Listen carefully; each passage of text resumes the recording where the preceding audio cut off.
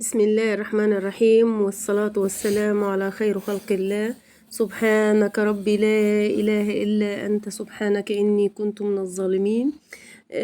فيديو النهاردة، معلش أنا بتأخر عليكم الأيام دي. فيديو النهاردة روتين صعيدي جدا، روتين الست المصرية الشاطرة، روتين صباحي جميل يسعد الله صباحكم ويمن عليكم الخير واليمن والبركات إن شاء الله.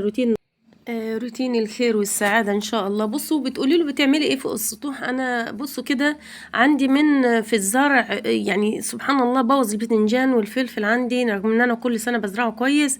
فكبيت شوية مية على شوية خل وغسلت الزرع بالمية والخل عشان خاطر يموت المن. ونزلت بقى عشان اعمل لكم روتين استعداد للمدارس، روتين الفايش الصعيدي الجميل جدا زي ما انتم شايفين كده. بصوا كده الانتفاخ بتاع الفايش، وجميل ازاي، منتفخ ازاي، والله تحسوا ان هو فين. فعلا طلع معايا تحفة تحفة فعلا يا المرة يا جماعة. والسبب في تكة أنا هقول لكم عليها.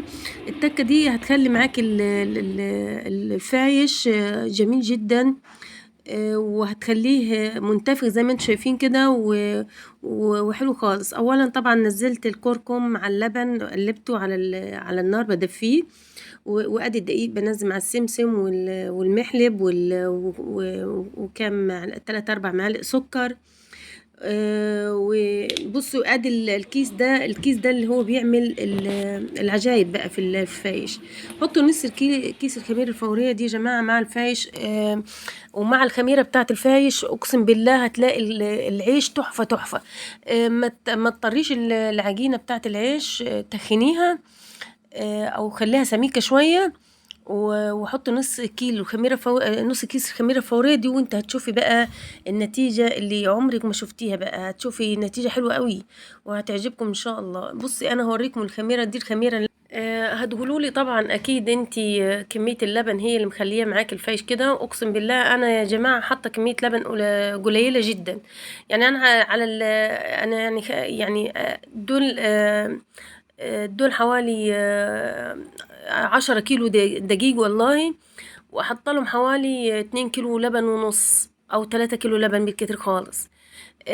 لكن اللي يخلي الفايش حلو قوي معاكي انك انت يا جماعة الخميرة تبقى بتاعته حلوة. الخميرة اللي انت مربياها باللبن دي تبقى حلوة، اهم حاجة تبقى خمرة كويسة. شايفين زي ما انت شايفينها، هي خمرة كويس جدا وحلو خالص.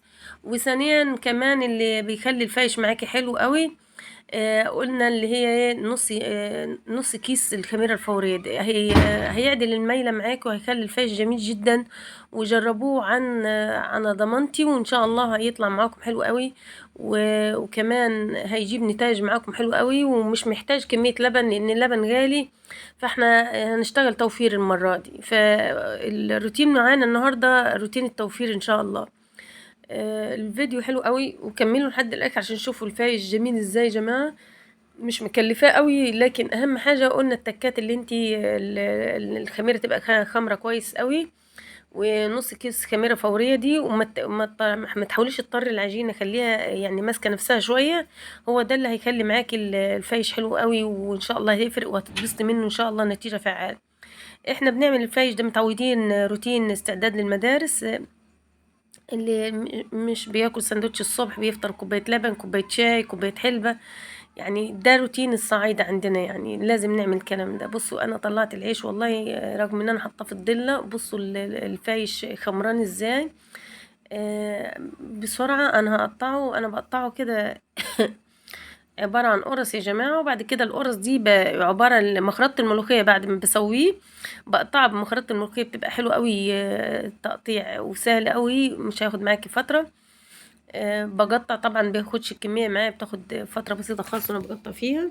خميرة نفسها خميرة الفايش. بصوا دلوقتي يا جماعة بتاخد حوالي 10 ساعات، من 10 ساعات 12 ساعة في الصيف. اما في الشتاء ممكن تاخد يوم ونص وكده، يعني عشان البرودة. فانت لو عملتيها على المغرب ممكن تاني يوم الصبح تلاقيها على الساعة 9-10 كده تلاقيها خمرت. عملتيها الصبح ممكن هي هتخمر منِّك بالليل، فبلاش تعمليها الصبح، اعمليها على المغرب أو العصر كده، هتصحي بدري الصبح تلاقيها خمرت إن شاء الله. أتمنى إن كل الخطوات اللي عملناها بالفيديو تكون فادتكم، وتشوفوا بقى الصعايدة وشطارتهم وإزاي هُم الروتين بتاعهم مختلف، روتين الصعايدة كلّه فايدة. مش أي حد يعمل روتين، انسوا كل الروتين اللي اتعلمتوه قبل كده، وتابعوا أي روتين يكون مفيد وهيقدم لكم أي حاجة جديدة يا جماعة. أتمنى إن الروتين بتاعي يكون دايما فيه فايدة وفيه خير، مليان بالخير ليكم. ولو أي حد حب يطلب أو يسأل عن أي حاجة في عمل الفايش، أنا أيام ريدي يعني. يعني أتمنى إن القناة كمان تكون مفيدة بالنسبة لكم، ويا ريت اللي ما عملش لايك واشتراك يشرفني وينورني في قناتي، ويعمل اشتراك ولايك عشان تبقوا أعضاء تبع القناة وتشرفوني دايما برأيكم. بصوا والله يا جماعة، أنا الفايش ده علمته بنفسي يعني، وبقيت بجيده فعلا يعني من الحاجات السهلة. وأهم حاجة بقولنا فيه الخمور بتاعه، طالما الخميرة بتاعة الفايش خمرة كويس، مش هتتعبي فيه وهتلاقيه ناجح معاكي جدا. وكمان نوعية الدقيق اللي انت هتعملي بيها تكون دقيق كويس يعني.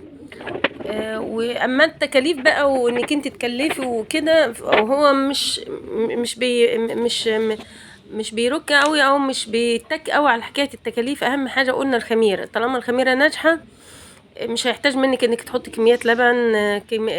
السمنه لازم تكون مظبوطه طبعا.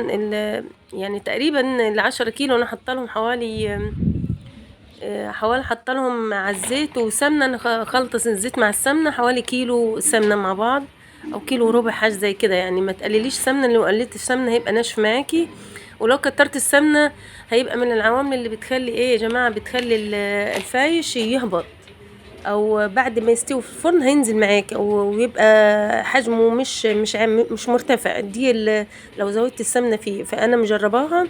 فحاولي انك انت تظبطي السمنه بتاعته حوالي كيلو وربع ل10 كيلو يعني. شوفي انت كده، تقريبا لكل كيلو حوالي كوبايه الا ربع، حاجه زي كده يعني.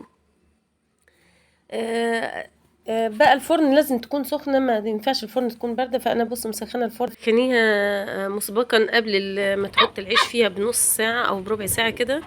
بصوا العيش بعد ما طلعته من الفرن حلو ازاي، وبدأ التحميص بعد ما حمسته في الفرن على نار هاديه. الفايش يعني زي البسكوت صراحه، جميل جدا وطعمه وريحته حلوه قوي قوي. اتمنى ان الفيديو يكون عجبكم، ولو عجبكم ما تنسوش اللايك والاشتراك، وتابعوا معايا روتينيات ان شاء الله اللي هتكون مختلفه وهتفيدكم.